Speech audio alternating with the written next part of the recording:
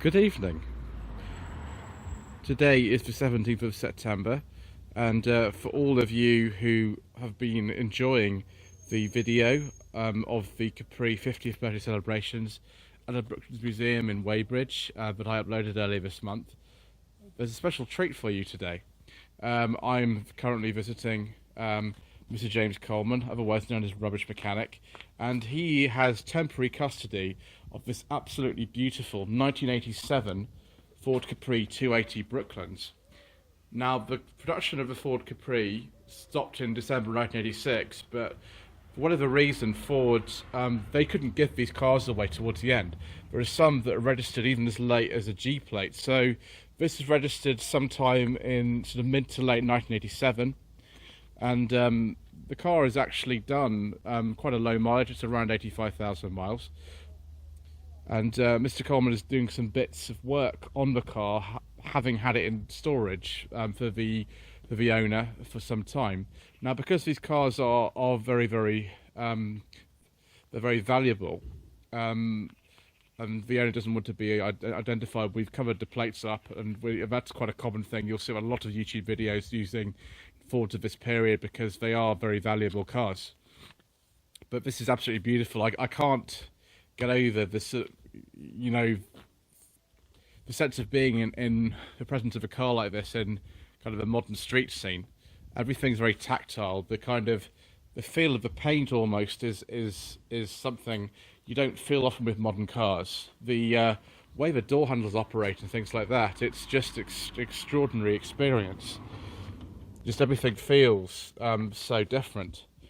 Even the rubber on this spoiler is not a feeling you would get on a modern car. Having seen, 250 Capris earlier this month, you'd expect that I'd have had my fill of these, but the reverse is really true.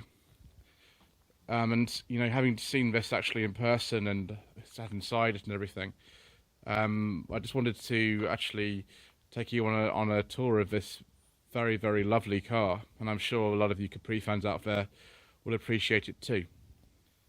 So this car is almost entirely original. The most obvious difference between this and the standard Capri 280 Brooklands is the steering wheel, which is actually very similar to that used on a Ford RS200. This was an option at the time. It was available from the factory. This particular car has one, and I think it looks great. I like the original steering wheel. I like this one too. The radio here is a Ford unit. It's not badged as Ford, but that's an original Ford stereo. 5-speed gearbox in these later Capris. A lot of Mark III's had 4 speeds. This has a 5-speed gearbox.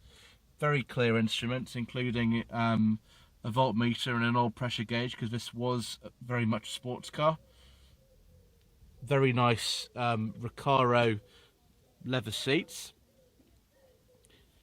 I'll just pull this lever so we can get into the back. I won't actually sit in there because, well, it's actually a bit cramped in the back of the Capri. There are room for 2 small people, but if you're on the sort of larger side, then you're going to struggle. But nevertheless, the seats are very nicely trimmed.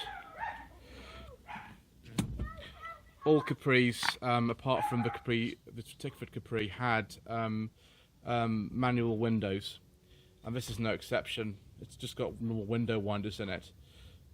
Some of the Tickfords had lots of different options. That was one of them. The paint on this car is actually in very, very, very nice condition. The roof's actually got the original paint on it, for example, and it's very deep, it's very good. For some of the later Brooklands, they had a lot worse paint than this.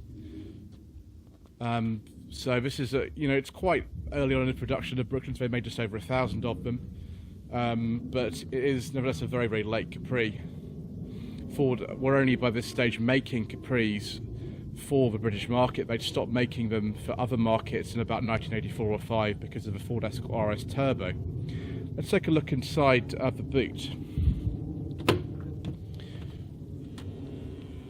Now, the boot on this car is not quite as large as you'd imagine from watching the professionals when they put luggage in and out of it. It's quite a flat boot. As you can see with this particular car, there's some work being done on it, and one of the jobs Mr Coleman has is to replace the exhaust.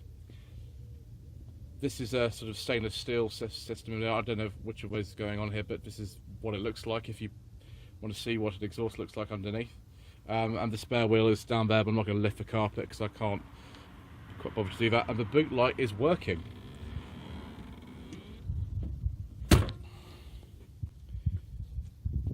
I really like these Mark III tail lights and the sort of ribs they have. It looks a bit like a Mercedes at 200 did of the same era. The paint is very nice on this car. As I've said, the colour, I think, of these Capri 280 Brooklands is really nice. And in an evening like this, it sort of shows it off at its best. The yellow wheels on this car, but they are... there's nothing wrong with them actually. I thought originally that they were supposed to be blue in the middle, but they're not. This is actually a metal piece in the middle. It's not a plastic piece, and this is how they came from the factory. Right, I think it might be time to start her up actually.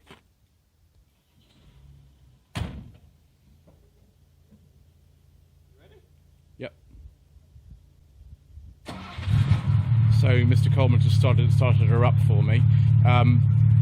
This is an injection engine. It's a Ford Cologne V6. It's got these twin pipes. The pipes at the back and this one, as I said, are being replaced and not in the best condition. Just going to give it a little rev as well. The sound of this car is just wonderful. Absolutely wonderful. The Essex V6 and the cars you see in the professionals sounds good, but I think this probably, if anything, sounds a little bit better. Oh. I think this is why one of the reasons why people love these cars so much is just the sound of them. And yes, Mr Coleman himself has owned a number of Capris, and he's a bit of an expert on them, as he's an expert on lots of Fords of this era.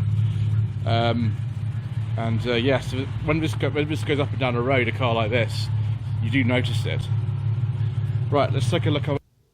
Right, so here's the 2.8 litre V6, known as the Cologne V6. It generates around 160 to 165 horsepower. There's the Bosch K-Tronic fuel injection system. And you notice on this car that the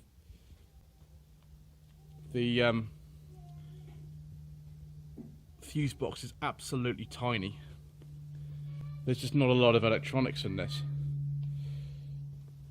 Very different from a modern car.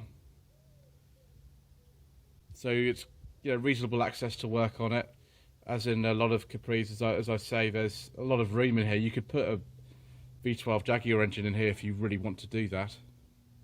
And there's the fuel filter, which is in the engine bay, unlike on a modern car where you find that towards the back. It's all very nice.